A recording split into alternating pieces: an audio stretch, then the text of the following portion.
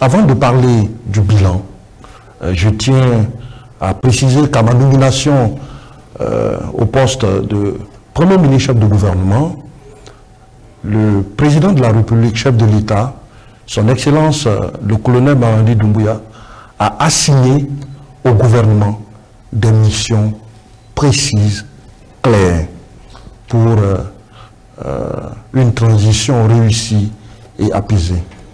Et je suis conscient que nous allons être évalués sur ces missions.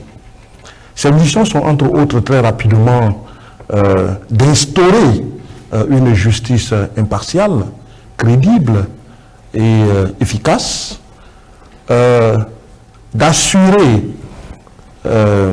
l'unité et la réconciliation nationale, améliorer les conditions de vie de nos concitoyens, lutter contre la corruption et récupérer les biens de l'État, cultiver le principe de redevabilité,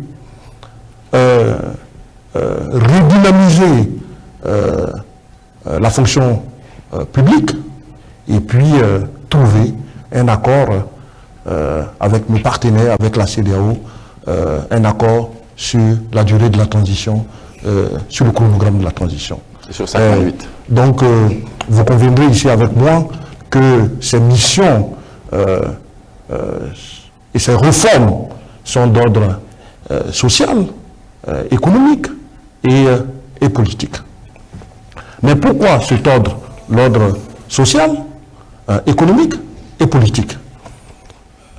Dans les années 2015, les Nations Unies, bien sûr tous les pays ont adhéré à un plan approuvé par tous les pays qu'on appelait OMD, c'était les objectifs du millénaire pour le développement. Et à l'époque, il y avait 8 objectifs. Et le centre, le but ultime de ces objectifs, c'était d'éradiquer la pauvreté extrême. Aujourd'hui, dans l'agenda 2030, cela a évolué. Les Nations Unies, nous parlons aujourd'hui des ODD. Ça veut dire les objectifs de développement durable.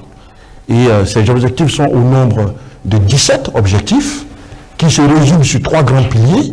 Un, il faut éliminer la pauvreté, il faut protéger la planète, bien entendu par le respect de l'environnement, et puis en dernier recours, il faut créer de la richesse pour nos concitoyens, donc la prospérité. Pourquoi je fais allusion à tout ça? Le CNRD et le gouvernement se sont effectivement alignés sur ce programme mondial de ODD. C'est pour ça, dans nos prises de parole, nous disons que la transition guinéenne, elle est d'abord sociale, elle est économique et puis politique.